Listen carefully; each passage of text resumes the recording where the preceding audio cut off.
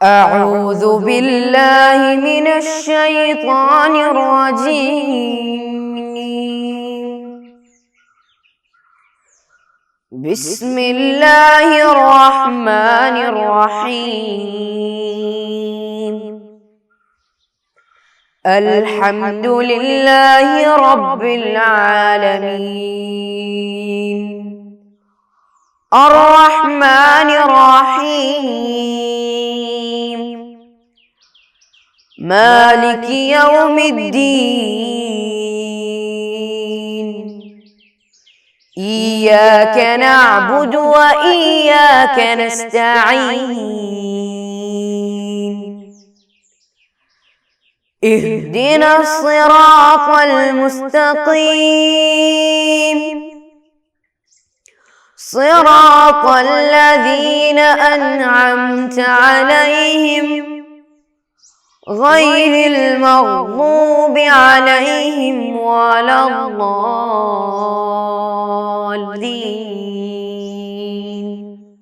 آمين.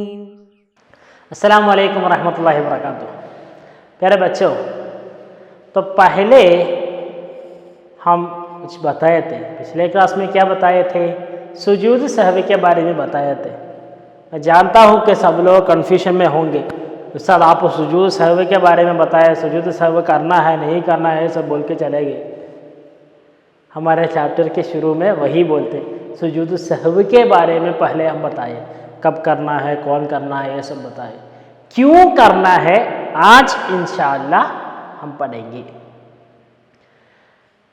तो सुजूद सहव करने की क्या क्या सबब है, क्यों सुजूद सहव कर सकते, देखिए एक एक लेके हम बयान करेंगे। सुजूद सहव है हमारे चैप्टर सबक 6। सजदे सहव के असबाब, सजदे सहव के असबाब, ये सहव का सुजूद का असबाब क्या क्या है? पहला, अबाज सुन्नतों में से एक बात अमदन या भूल कर छोड़ना। अबाज सुन्नतों में से किसी एक अमदन या भूल कर छोड़ना।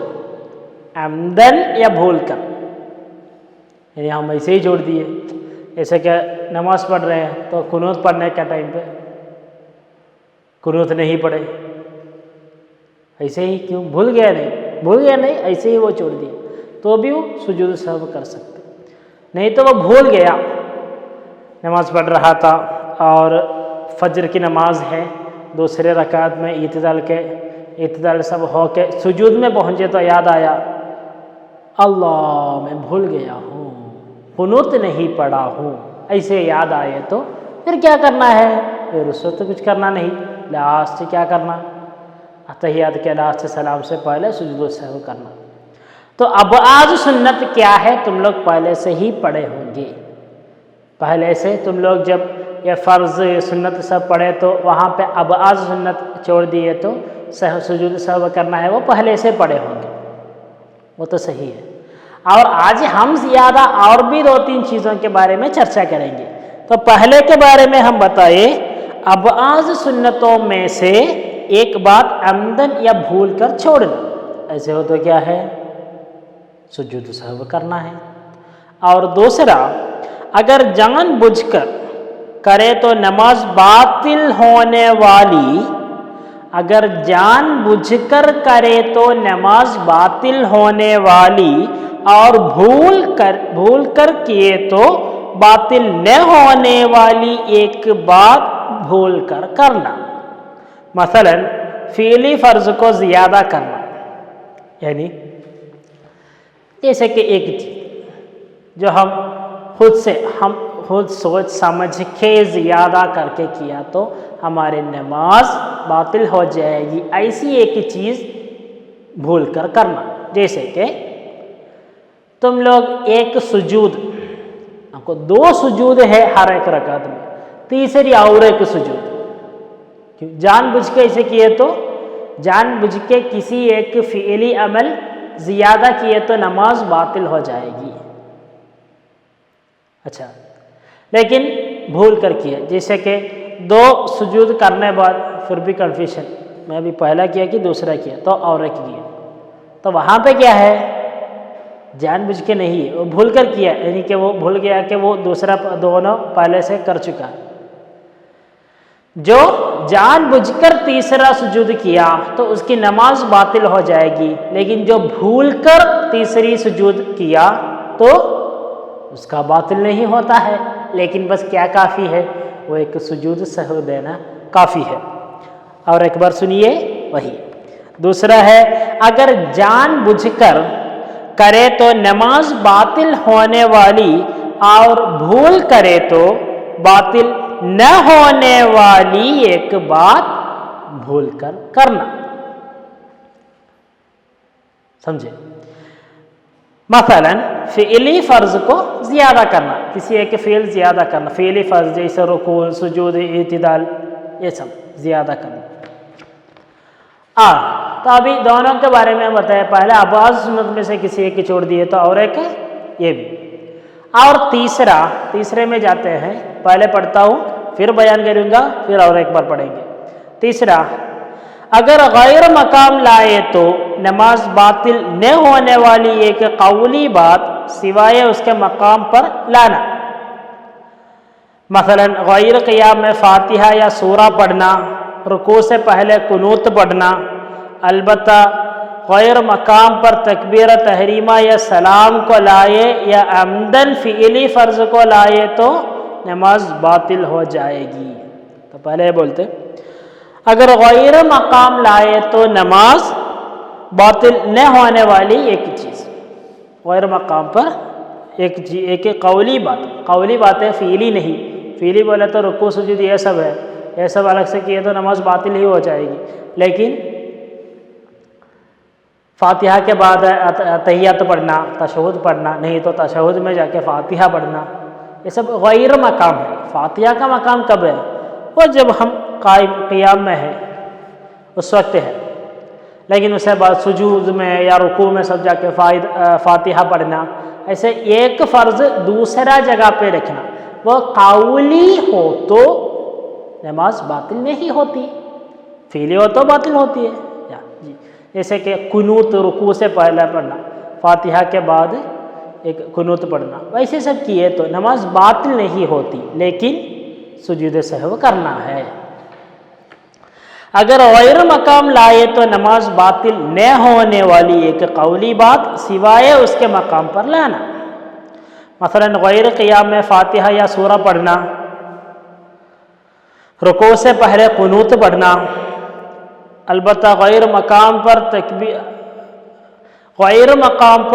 तकबीर तहरीमा या सलाम को लाए या अमदन फ़िली फ़र्ज को लाए तो नमाज बातिल हो जाएगी। जैसे कि गैर मकाम पर, जैसे रुकू के बाद सीधा खड़ा हो गए तो सादा तकबीरतुल इहराम लाए या सलाम को, ऐसे ही सुजूद होते ही अस्सलामु अलैकुम रहमतुल्लाह, अस्सलामु अलैकुम रहमतुल्लाह, तो क्या हो जाएगा? नमाज बातिल हो जाएगा। क्योंकि ये तकबीरतुल इहराम बोले तो वो पहला सबसे शुरू में होता है और सलाम तो सबसे लास्ट में होता है, इसलिए वो इधर उधर लाने से क्या होता है? नमाज बातिल भी हो जाता है। और इसी जैसे एक फ़ीली, जैसे हम बताया कि एक फ़ीली फ़र्ज़ जैसे रुकू हो या इतिदाल हो या सुजूद हो, ये सब उसके मकाम में नहीं लाया और किसी के मकाम में लाया तो जानबूझ के जानबूझ के किए तो बातिल हो जाएगी, भूल कर किए तो मुश्किल नहीं है। अच्छा देखिए, और चौथा, जो बात किया उसमें शक होना, मसलन शक होना के कुनूत पढ़ा है या नहीं, शक होना के जो नमाज पढ़ चुकी वो 3 रकात है या 4 रकात है, इस वक्त शक छोड़कर यकीन पकड़ना और सजदे सहव करना भी चाहिए। यानी कुछ से कुछ शक हुआ तो हम क्या करना है? यकीन पकड़ना और शक को छोड़ना। यानी हमारी डाउट क्या है میں 3 پڑھا ہے کہ 4 پڑھا، 3 پڑھا ہے کہ 4 پڑھا، تو 4 پڑھا سوچے تو بھی 3 رکعت کم سے کم پورا کیا ہے، 3 رکعت پورا کیا سوچے تو بھی 3 پورا کیا، تو 3 پورا کیا اس میں کوئی شک ہے کیا؟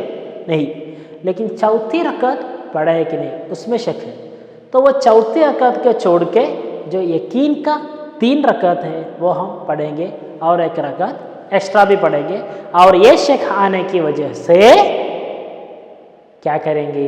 ایک سجود سہو بھی کریں گے۔ دیکھیے جو بات کیا اس میں شک ہونا، مثلا شک ہونا کہ قنوت پڑھا ہے یا نہیں، قنوت پڑھا ہے یا نہیں، تو کیا کرنا ہے؟ قنوت پڑھا ہے یا نہیں، شک ہو تو سجود سہو کرنا ہے۔ شک ہونا کہ جو نماز پڑھ چکی وہ 3 رکعت ہے یا 4 رکعت ہے، تو بھی اس وقت شک چھوڑ کر یقین پکڑنا اور سجدہ سہو کرنا بھی چاہیے۔ یعنی 3 ہے یا 4 ہے کنفیوژن ہے، تو 3 ہے سمجھ کے باقی نماز پڑھنا ہے، یعنی 4 رکعت والی نماز ہو تو اور 1 رکعت زیادہ پڑھنا ہے، کیونکہ شک ہے چوتھی رکعت میں، اور یہ شک آنے کی وجہ سے ایک سجود سہو کرنا بھی ہے۔ اور سوائے نیت اور تکبیر تحریمہ میں سلام ادا کرنے کے بعد جو شک پیدا ہوتا ہے وہ اعتبار نہیں کیا جائے گا، جیسے فاتحہ پڑھا ہے کہ نہیں، وہ اعتبار نہیں کیا جائے گا۔ اگر ان دونوں میں سے ہے تو اعادہ کر کے نماز پڑھنا ہے، جیسے کہ ڈاؤٹ ہے میں نیت کیا تھا کہ نہیں، تکبیر تحریمہ پڑھا تھا کہ نہیں، تو کیا کرنا ہے؟ نماز واپس کرنا ہے، اور اس کے بعد اور جو کوئی فرض ہو اس میں کوئی شک ہو تو ایسی مشکل نہیں ہوتی، کیونکہ وہ شک ہے۔ اور سجود سہو کیسے کرنا ہے؟ میں سہو کے لیے سجدہ کرتا ہوں، اس نیت کے ساتھ 2 سجدہ اور قعدہ درمیان پورا کر کے سلام ادا کرنا چاہیے۔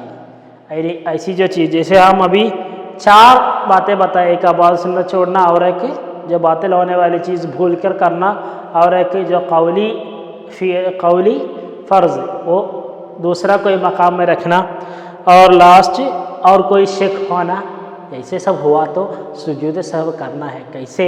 میں سجود سہو کرتا ہوں نیت کے ساتھ 2 سجود کرنا، اور اس کے بعد سلام پڑھنا، سلام پڑھنا بولے تو نماز پورا کرنا۔ تو یہی ہے سجود سہو کے بارے میں۔ سجود سہو کے بارے میں سمجھتا کافی تم لوگ سمجھے ہیں، ابال سنت بھول گئے تو کرنا ہے وہ تم لوگ پہلے سے ہی پڑھے ہوں گے، اور آج ہم دوسری چند چیزیں چرچا کیے، جیسے کہ فاتحہ اور کبھی کیے نہیں تو ایک فعل زیادہ کیے نہیں تو 1 رکعت بھول گئے۔ 1 رکعت بھولنا بولے تو سادہ ہم کو وہ شک ہوتا ہے نا، ہم کو شک ہوتا ہے کہ ابھی میں تیسری رکعت پڑھے کہ چوتھی رکعت پڑھتا ہے، وہ ڈاؤٹ ہوگی، وہ شک ہوتی ہے، تو کیا کرنا ہے؟ سمجھنا ہے کہ میں تیسری میں ہوں، کیونکہ وہی یقین ہے، وہی چوتھا نمبر ہے۔ جیسے 3 ہے یا 4 ہے تو وہاں پہ چھوٹی نمبر جو ہے وہ نمبر کو پکڑنا چاہیے، وہی یقین ہے۔ بڑا نمبر شک والا ہے، چھوٹا نمبر یقین والا ہے۔ 3 ہے کہ 4 ہے تو 3 لینا ہے، 2 ہے کہ 3 ہے تو دین ہے، 2 ہے کہ 3 ہے تو 2 ہے۔ اور یہ پہلی رکعت ہے کہ دوسری رکعت ہے؟ تو یہ پہلی رکعت ہے، سمجھنا وہی یقین ہے۔ اچھا، تو اتنا ہی۔ تو سجود سہو کرنا ہے کب ہے، کیوں کرنا ہے، کیسے کرنا ہے، کب کرنا ہے، یہ سب تم لوگ سیکھے ہیں الحمدللہ۔ یہ سب عمل میں لائیے گا سب لوگ، اللہ تعالیٰ توفیق عطا فرمائے۔ اتنا بول کے میں ختم کرتا ہوں۔ السلام علیکم ورحمۃ اللہ وبرکاتہ۔ صلی اللہ علی محمد صلی اللہ علیہ وسلم، صلی اللہ علی محمد صلی اللہ علیہ وسلم، اللہم صلی علی محمد، یا رب صلی علیہ وسلم۔